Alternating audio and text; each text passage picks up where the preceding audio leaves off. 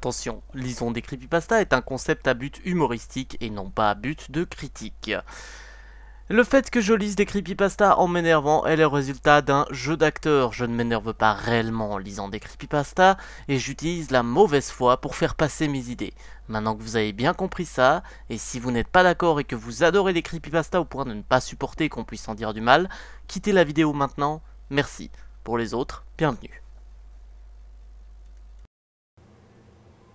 Salut à tous, c'est Nasband qui vous parle pour un nouveau LDC où lisons des creepypastas. Vous entendez dans ma voix que je suis pas encore tout à fait super en forme.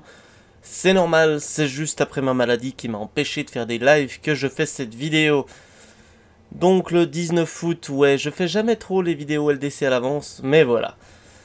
On va lire aujourd'hui une nouvelle creepypasta sur laquelle je suis tombé, qui est assez courte, ce qui va très bien, ce qui correspond à mon état. Elle a été faite le 1er mai 2012 sur Creepypasta from the Crypt.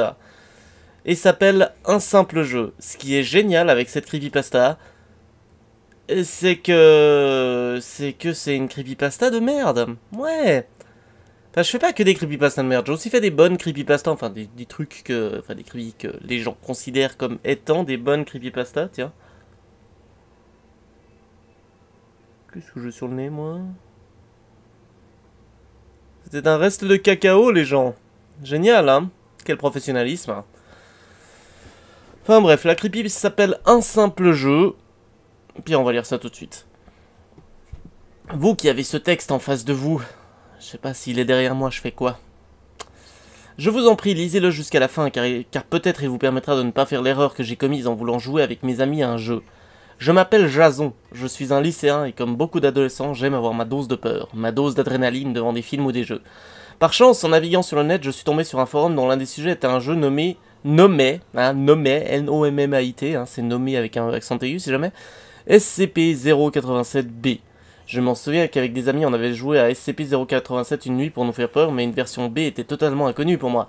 Alors pour moi elle l'est pas, vu que j'y ai joué, j'en ai fait des vidéos notamment sur Full Gamer Zone que je vous invite à aller regarder. Oui, c'est un procédé absolument dégueulasse pour vous faire rechercher une autre vidéo de moi sur une autre chaîne.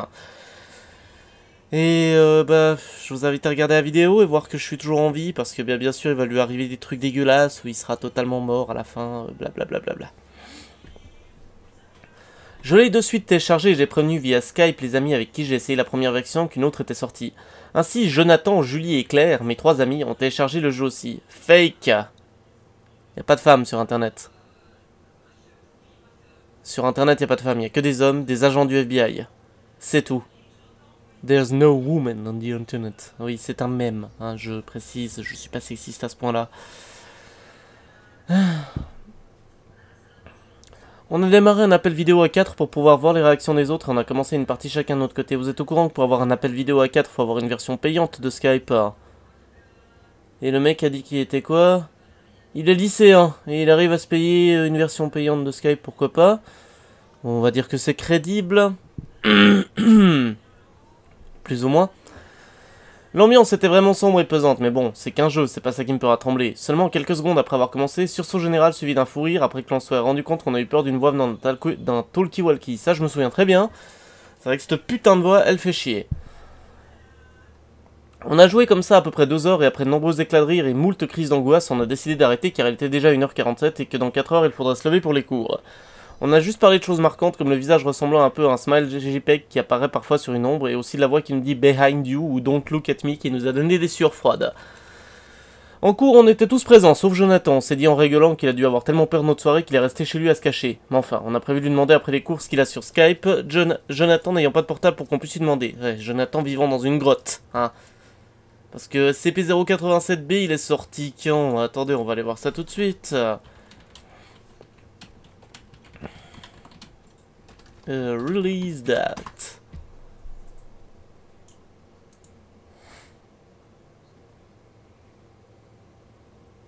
Bon, il y a une version 2 à SCP-02087B qui est sortie.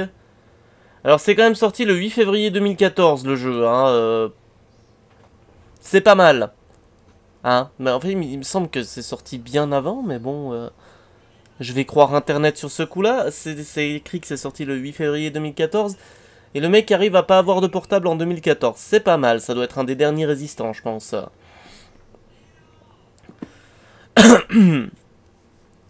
Les cours étant finis depuis un moment, nous voilà en appel vidéo en train d'attendre Jonathan. Il reste déconnecté et ça ne change pas. On a commencé à s'inquiéter pour lui, il était peut-être vraiment malade, ou alors tu peux peut-être aller chez lui et toquer à sa porte plutôt que de l'appeler sur Skype, espèce de branleur, va. Soudain il se connecte, grand soulagement pour nous tous. Je m'empresse de le rajouter à la conversation, mais sur son écran dans Skype on voit son bureau et sa chaise, mais lui on ne le voit pas. On l'appelle via nos micros et il ne répond pas. D'un coup son écran devient noir. Claire sursaute et je l'entends dire que c'est une blague ridicule et que Jonathan n'est pas drôle. Mais pendant qu'elle parle, l'écran de Jonathan affiche le visage de Jonathan avec les yeux enlevés et les joues arrachées de telle manière que ça forme un sourire en quelque sorte. On crie tous d'horreur et je retire Jonathan de la conversation plus vite. Je le retire de la conversation. Putain, j'adore le mec, il voit son pote qui a les joues arrachées et puis ça fait un sourire.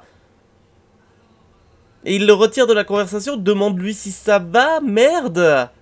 Je sais que ça fait peur, mais... Ou alors, t'aurais aussi pu prendre une screen pour montrer ça à la police, vu que la police t'aurait certainement pas cru. Hein? On se reprend, ça nous fait bien flipper. Non, c'est vrai, puis d'être triste pour votre ami qui est visiblement mort, ça vous ferait chier. Hein? Claire montre bien sa mauvaise humeur et continue de nous dire que c'est une mauvaise blague qui est de mauvais goût en plus. Julie a encore peur et pour ma part, je pense un peu comme Claire, tout en ayant un peu peur encore. Claire arrête de crier après Jonathan et nous dit qu'elle revient, car ça gratte à la porte de sa chambre et qu'elle pense que son chat veut entrer. On attend qu'elle revienne et en attendant, je vais sur Facebook pour voir si Jonathan est connecté pour savoir si c'est vraiment une blague qu'il nous a fait. Au moment où je finis d'écrire Facebook sur Google, j'entends Julie crier. Je retourne sur Skype et je vois que l'écran de Claire affiche le visage de Claire dans le même état que celui de Jonathan. De peur, je pousse un cri de terreur avant de virer Claire de la conversation aussi. Super. Là, à ce moment-là, c'est le moment où tu dois te lever de ta chaise et te barrer. Ah, je veux dire, ça arrive à ton pote, ça arrive à ton autre pote, juste après que vous ayez joué un jeu qui... apparemment, dans votre version, elle est maudite, parce que moi, j'aurais déjà dû me retrouver avec les joues arrachées et tout. Je me retrouve juste avec de la barbe en 720p. Ouais, vous avez vu une nouvelle webcam, c'est de la vraie HD cette fois, c'est cool. Là. Et donc, je veux dire, bah, casse-toi. Casse-toi au plus vite, hein, c'est ce qu'il faut faire dans ce genre de cas. Ne reste pas là à regarder tes amis se faire buter, hein. La peur m'envahissait et j'ai pu voir que Julie était devenue pâle et avait des larmes aux yeux. Il se passait quoi là? Qu'est-ce qui leur arrivait? J'étais trop effrayé pour pouvoir y réfléchir vraiment, mais ces questions tournaient dans ma tête. Je commençais à essayer de parler à Julie, mais elle ne voulait pas parler. Elle pleurait et me dit de l'excuser. À ce moment, je vis quelque chose sur l'écran de Julie qui bougea vite derrière elle. Un rapide mouvement. Je lui ai écrit avec le cœur qui battait à 100 à l'heure qu'un truc avait bougé derrière elle. Pourquoi tu lui écris? T'es en micro, t'es sur Skype, espèce de connard. Pourquoi tu prends le temps d'aller sur ton clavier et de mettre 10 fois plus de temps à écrire ce que tu... Attends. Alors, je vais le faire tout de suite, hein. Julie, quelque chose a bougé derrière toi. Vous avez vu quel temps ça prend maintenant? Écoutez bien les touches de mon clavier, ça s'arrêtera quand... Je vais écrire le plus vite possible. Ça s'arrêtera quand j'ai fini d'écrire.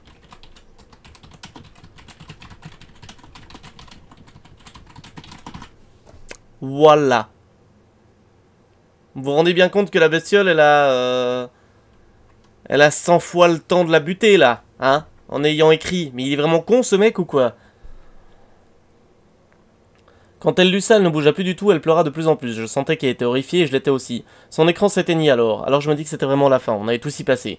Quelque chose d'inconnu avait décidé de tous nous tuer, nous quatre.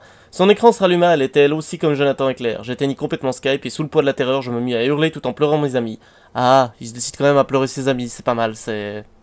Moi je l'aurais fait plus tôt, perso. Mais bon. Et puis bon, moi ça a beau être une entité démoniaque, s'il y a mes amis qui se font buter, je te jure que le machin, je prends une batte de baseball et puis il peut toujours s'amuser à venir. Hein? Je sais, c'est peut-être pas la meilleure idée au monde, mais dans une situation où il n'y a pas de fuite, tu te laisses pas buter, t'essaies de te défendre quand même. Je comprendrai jamais ça.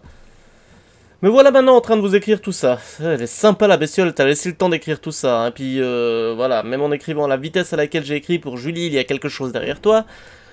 Ça a quand même dû te prendre une bonne trentaine de minutes pour écrire ce texte, donc la bestiole a attendu patiemment derrière toi, c'est sympa, hein. Me voilà maintenant en train de vous écrire tout ça. Je veux que les personnes qui trouvent ce texte comprennent ce que je viens de comprendre à l'instant. L'état du visage de mes amis après ce qui est arrivé ressemble énormément au visage qui apparaît dans SCP-087-B et qui ressemble un peu à un smile JPEG. Tout ça est arrivé le jour suivant de notre essai de ce jeu. Ce jeu est la cause de tout ce qui vient d'arriver. Il n'est qu'une malédiction, un fléau sans nom. Non, mon gars. J'y ai joué au jeu. Et je l'ai rencontré, le sourire à la con. Et le pote avec qui j'ai joué à l'époque, Keizu, hein, qui était aussi sur la vidéo, l'a rencontré aussi. Et ça fait rien. Et c'est sûrement un des trucs les moins effrayants de tout le jeu. Ah, le truc le plus effrayant de SCP-087-B, c'est quand il y a ce putain de mec qui parle soudainement en talkie-walkie, alors que tu t'attendais plus à l'entendre parler. Vous qui lisez ceci, ne jouez jamais à SCP-087-B, je l'ai déjà fait, je suis pas mort. N'ouvrez jamais de fichier portant ce nom et si vous en avez pas la possibilité, faites-le retirer du net, je vous en prie.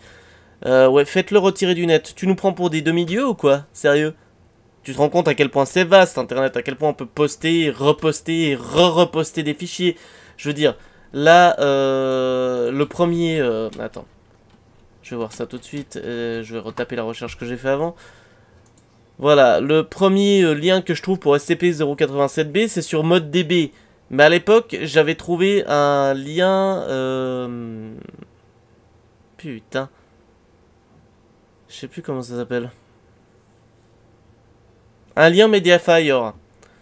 Et c'était un lien Mediafire qui était totalement seul sur le net et tu le trouvais qu'à partir de Google ou si t'avais des potes qui te refilaient le lien du jeu. Donc voilà, on peut, et je suis sûr qu'il est encore sur plein d'autres endroits. Voilà, il est aussi sur Giant Bomb, sur IndieDB, sur GameJolt. Tu te rends compte à quel point ce jeu est un peu partout sur Internet. Retirez-le du net, ouais. Il n'y a pas de grand administrateur d'Internet qui peut retirer tous les fichiers, à moins que les États-Unis se considèrent comme tels, vu qu'ils n'arrêtent pas d'essayer de faire passer des lois pour administrer le net.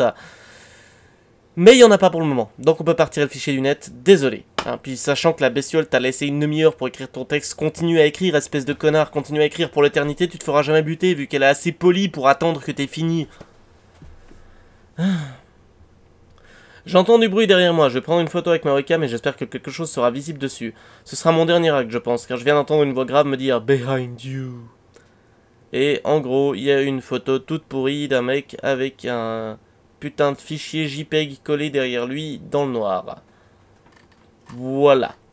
Alors, c'est pas une des meilleures creepypasta que j'ai pu lire, j'ai pas fait les meilleurs commentaires dessus, mais je vous prierai de comprendre que je suis encore un peu malade. Donc forcément, mon sarcasme en est un peu touché. Et du coup, il y a des commentaires là.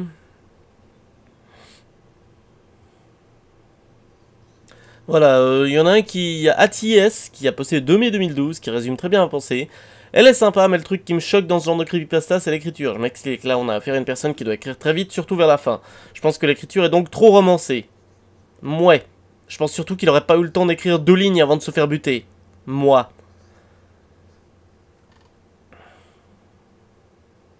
L'histoire est bien, quand on la lit dans le noir, elle fait assez flipper, mais j'ai l'impression qu'il manque un peu d'intrigue. Et surtout, vous vous rendez compte qu'avec ce genre de creepypasta, vous lésez complètement le créateur du jeu. Ah. Parce que quand même, le but d'un créateur de jeu, c'est que son jeu il soit joué. Hein. Donc, quand il y a quelqu'un qui dit à des gens « Excusez-moi, assez crédible pour croire qu'une creepypasta est vraie », et il y en a plus que vous le pensez, tous ces gens vont éviter de jouer à ce jeu. Donc c'est tout un public potentiel que vous leur retirez sous prétexte de faire une creepypasta à la con. C'est quand même bien dommage pour l'auteur. Voilà, donc ce que je pense de cette creepypasta, eh bien elle fait pitié. Elle fait pitié. Parce que bon, jouer à CP087B ne fait rien, à part vous faire avoir des sursauts, mais ça vous tue pas et ça vous arrache pas les joues pour vous faire un sourire. Voilà, donc moi je trouve qu'elle fait un petit peu pitié cette creepypasta. Et puis bon, j'ai rien contre les creepypasta qui donnent pas de preuves. Là le souci c'est que la creepypasta elle donne trop de preuves. Hein, oui je sais, je suis complètement... complètement illogique dans ma façon de penser. Mais là je veux dire, on a quand même un jeu que tout le monde peut télécharger et essayer pour se rendre compte si c'est vrai ou pas. L'auteur ne fait que compter sur le fait que les gens vont avoir trop peur d'essayer le jeu pour se rendre compte de si c'est vrai ou pas. Le souci c'est que j'ai essayé le jeu bien avant d'avoir lu la creepy. Voilà. Donc voilà, si cette vidéo vous a plu, vous pouvez me rejoindre sur ma page Facebook qui est dans la description de la vidéo. Et vous pouvez aussi regarder mes autres let's play que j'ai sur la chaîne. Et en ce moment, je fais des lives le soir aussi si ça vous intéresse. Donc vous pouvez me rejoindre entre 8h30 et 9h30. C'est là où les lives ont lieu en général. Voilà. Sur ce, moi je crois que je vous ai tout dit. Donc ciao les gens, c'était Nasband pour vous servir et vous lire des creepypastas. Bye.